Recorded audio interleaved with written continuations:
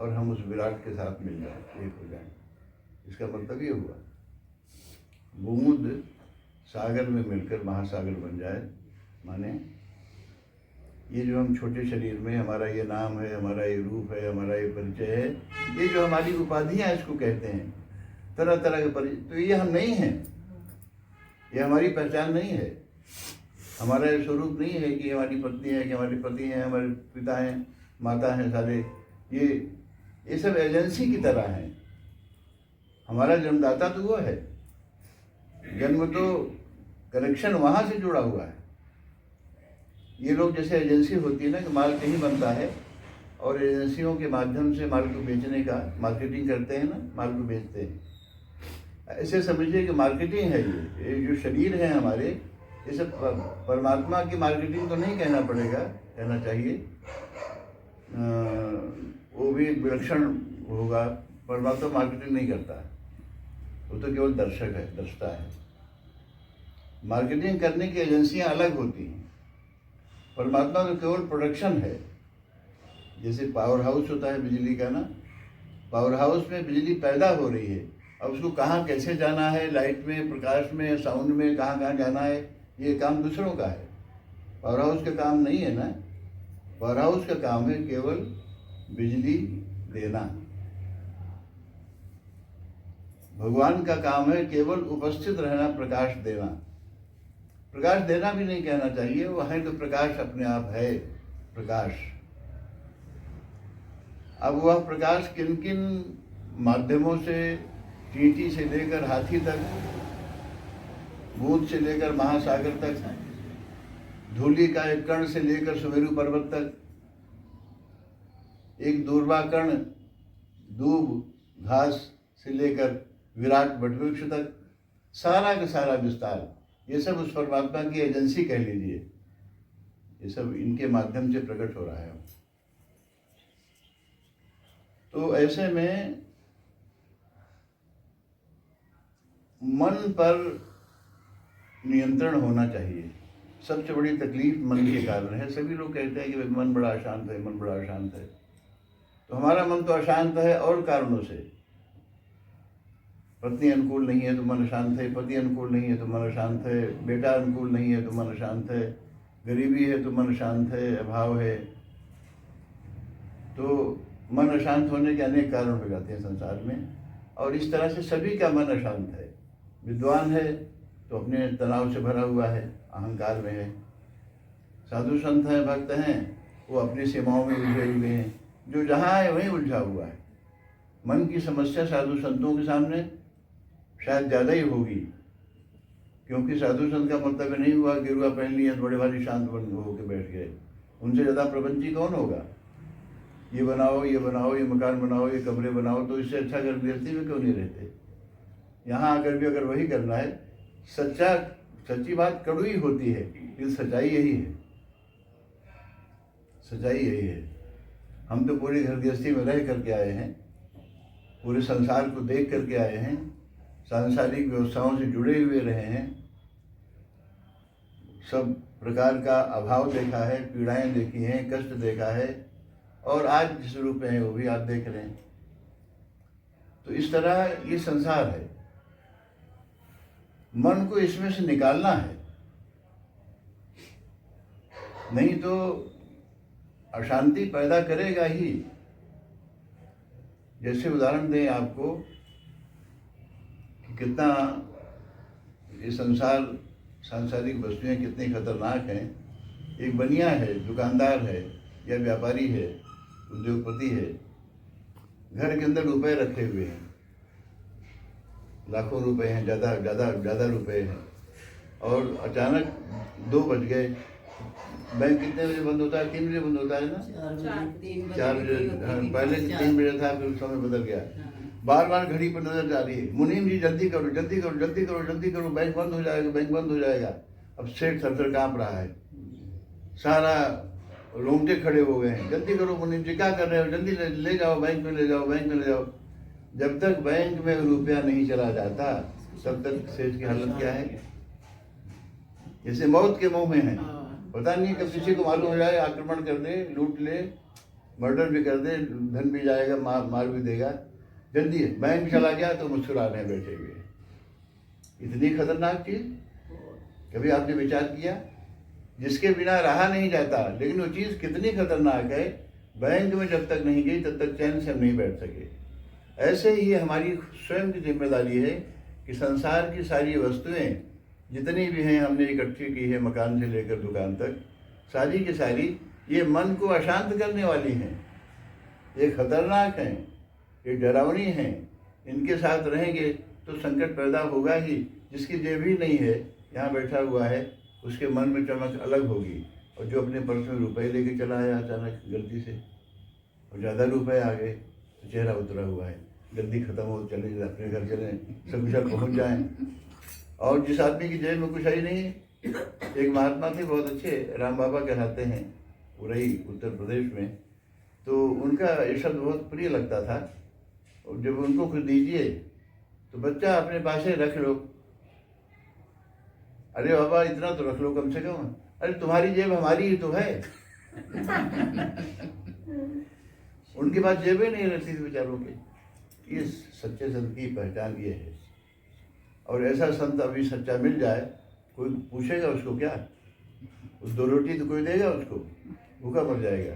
क्योंकि हमारी नज़रें संसार में इतनी भटक गई हैं कि हम किस कार से आया, प्लेन से आया कि ट्रेन से आया।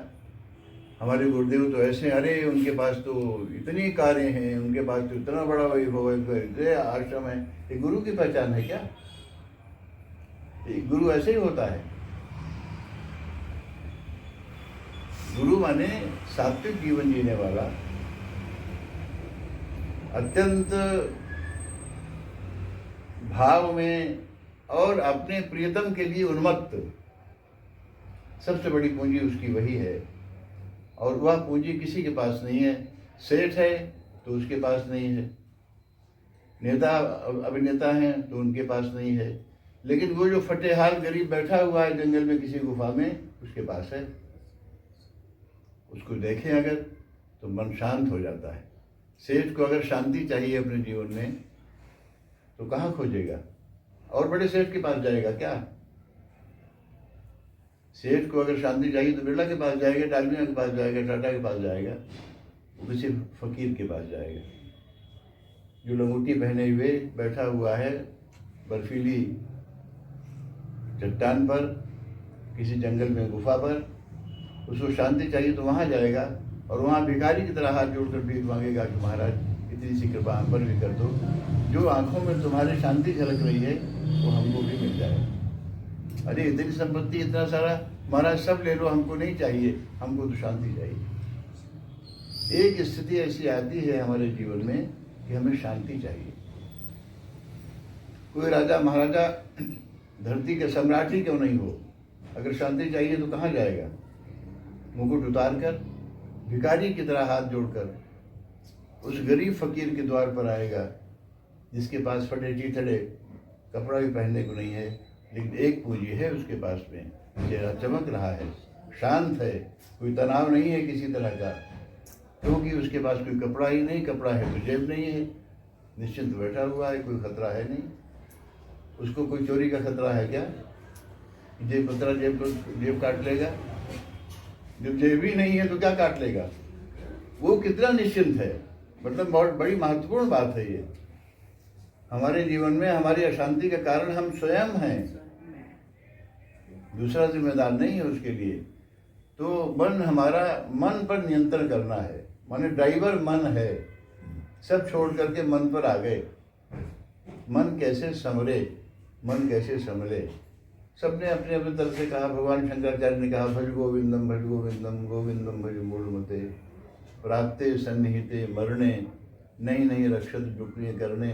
शंकराचार्य ने अलग तरह से बात कही, सब ने अपने अपने ढंग से बातें कही। योगियों ने अलग तरह से योग के माध्यम से बात की। हम थोड़ी सी राधा भाव के माध्यम से बात करते हैं कि मन को कैसे संभाला जाए इस संसार में रहते हुए, क्योंकि संसार तो छूटेगा नहीं, संसार तो यही रहेगा। और इसी संसार में रहते हुए हम मन को कैसे शांत कर लें। मन से लड़ाई हो नहीं सकती, दमन हो नहीं सकता, मन को तोड़ा जा नहीं सकता, और चित्त वृत्तियों से मुक्त हुआ नहीं जा सकता, निर्विषय मन को किया नहीं जा सकता। तो फिर क्या हो? फिर आता है ध्यान की दिशा में चलते हैं। ध्यान के माध्यम से मन के साथ नाता हमारा जुड़े, ध्यान के माध्यम से। ध्यान, इसके पहले एक स्टेप और है, 2, प्रत्याहार और धारणा। जैसे हमारी इंद्रियां बाहर बिखरी हुई हैं, कान हमारा कह रहा है कि उधर बड़ा सुंदर शब्द सुनाई दे रहा है, चलो उधर चलें, बड़ा मधुर भजन हो रहा है। आंखें कह रही उधर बड़ा सुंदर आदमी आया हुआ है, चलो उसको देखें। जीवा कह रही है छोड़ो सब चक्कर में, चलो थोड़ी सी चाट पाट खा लें, चटपटी चीजें खा लें। नासिका कह रही है कि उधर बड़ी सुंदर सुगंध फूलों की वाटिका है, वहां चलें। सब खींच रहे हैं ना। अब एक रथ हो और उसमें 5 घोड़े बंधे हों, और एक घोड़ा इधर लेके भाग रहा है तो एक उधर भाग रहा है, तो क्या दशा होगी? फिर वही दशा हमारी हो रही है।